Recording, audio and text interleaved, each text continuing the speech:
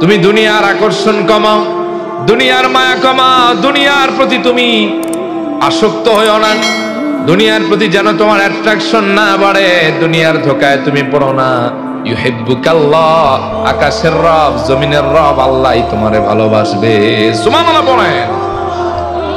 ওয়াজাদ ফিমা ইনদান নাস ইউহিব্বুকান নাস, আর মানুষের কাছে যা আছে এটার আকর্ষণ তুমি কমাও, এটার মায়া কমাও, দেখবা মানুষও তোমারে ভালোবাসবে। মানুষের কাছে আছে টাকা, আছে ক্ষমতা, আছে সুন্দর বাড়ি, আছে সুন্দর গাড়ি, এগুলার প্রতি তুমি তোমার দিলটারে ঝুঁকতে দিও না, বরং দুনিয়া থেকে তুমি নিজেকে হেফাজত করো, মানুষের সম্পদ থেকে তুমি নিজেকে আড়াল করো, দেখবা আল্লাহ পাকও ভালোবাসবে, মানুষও তোমাকে ভালোবাসবে। তুমি জমিনেও বিখ্যাত হবা, আকাশেও বিখ্যাত হবা। সুবহানাল্লাহ পড়েন। এজন্য দুনিয়ার আকর্ষণ কমাতে হবে। প্রত্যেক দিন যখন ঘুমোতে যান, বালিশের ভেতরে মাথা লাগায় একটু চিন্তা করবেন, আয় হায় আমার বয়সী কত মানুষ না কবরে পড়ে আছে। একটু চিন্তা করেন, ভাবেন আপনার সেই বন্ধুটির কথা একবার চিন্তা করেন, যার সাথে আপনার চলা ছিল, বলা ছিল, আড্ডা ছিল, বিভিন্ন প্রোগ্রামে অ্যাটেন্ড করতেন, যার সাথে একেবারে আপনার শৈশব থেকে বেড়ে ওঠা এমন একজন বন্ধুর কথা পাবেন যে আজকে কবরের পথযাত্রী, আখিরাতের যাত্রী হিসেবে কবরে চলে গেছে। যারে ছাড়া আপনার মজমা জমতো না, যারে ছাড়া আপনার আড্ডা ভালো লাগতো না, যার সঙ্গ ছাড়া আপনি বাড়ি থেকে কোথাও বেরো হতেন না। একবার চিন্তা করে দেখেন তো, সেই বন্ধুটা মারা যাওয়ার পরে কয়দিন আপনি চিন্তা করেছেন তারে নিয়ে? কয়বার তার কবরের কাছে গেছেন, কয়বার তার জন্য দোয়া করেছেন? আপনি যেরকম তারে দুনিয়ার ব্যস্ততায় মনে রাখেন নাই, আল্লাহর কসম আপনি মরে গেলেও আপনাকে কেউ এই দুনিয়ায় স্মরণ করবে না, ঠিক কিনা? কবরে দিয়ে আসছে অতটুকু শেষ। এখন তো বাপ মা মূল্য মানুষ দোয়া করতে চায় না, তো দূরের স্বজন তো দূরের কথা, ঠিক কিনা? এজন্য দুনিয়ার আকর্ষণ কমান। এই হৃদয়ের ভেতরে একটা জিনিস সেট করে নিবেন।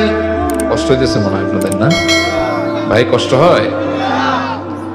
এই হৃদয়ের ভেতরে একটা জিনিস সেট করে নেন, এই দুনিয়ায় আজ আছি কাল আমি থাকবো না, কাল আসি তো পরশু দিন আমার কোনো গ্যারান্টি নেই।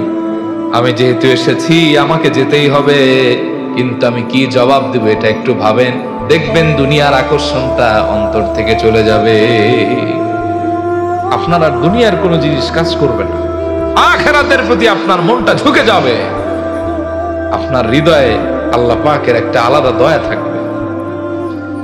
সাইয়েদনা আব্দুল্লাহ ইবনে ওমর বলেন, আখাযা রাসূলুল্লাহ সাল্লাল্লাহু আলাইহি ওয়া আলিহি ওয়াসাল্লাম বিমানকিবি, আল্লাহর হাবিব একদিন আমার ঘাড়ের উপরে তার হাত মোবারকটা রাখলেন, এরপরে আমারে বললেন, কুন ফিদ দুনিয়া কান্নাকা গরীবুন আও আবিরু সাবিল।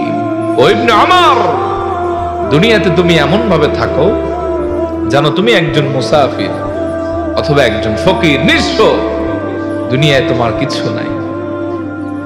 উনি এরপরে সব সময় বলতেন, ইযা আমসাইতা ফালা তানতাযিরিস সাবাহ ওয়া ইযা আসবাহতা ফালা তানতাযিরিল মাসা। যদি তুমি সন্ধ্যা পাও জীবনে, খবরদার তুমি সকালের আশা করো না। তুমি এটা ভাবো সন্ধ্যাটা পেয়েছি নিয়ামত, কিন্তু সকালটা আমি পাবো কিনা এটার কোনো গ্যারান্টি নাই, ঠিক কিনা? ওয়া ইযা আসবাহতা ফালা তানতাযিরিল মাসা, আমি সকাল পেয়েছি, সন্ধ্যা পাবো কিনা এটার কোনো গ্যারান্টি নাই। আল মাউতু আকরাবু লিন-নাস, মৃত্যুটা মানুষের বড় কাছে, আল্লাহর অর্ডারের বাকি মাত্র। সকালবেলা যেই মুসল্লির সাথে একসাথে চা খাইলাম, 2 কিলোমিটার রাউন্ড দিলাম এলাকা, এক জায়গায় বসে নাস্তা করলাম, মাদ্রাসায় গেলাম, মোবাইলটা বন্ধ ছিল। আসরে আমি আসলাম, মাগরিবে তারে খুঁজলাম, পেলাম না। আমার মুয়াজ্জিন বলল, হুজুর তারে খুঁজলে আর কোনোদিনও পাবেন না, 11টায় মারা গেছে, 2টার তার জানাজা হয়ে গেছে। কবরে এখন তার কয়েক ঘন্টা শেষ, মুনকার নাকিরের সওয়ালের জবাবটাও তার শেষ, জান্নাতি না জাহান্নামী ফয়সালাটাও হয়ে গেছে। এজন্য দুনিয়ার আকর্ষণ কমান, দুনিয়ার মায়া এটা কমান।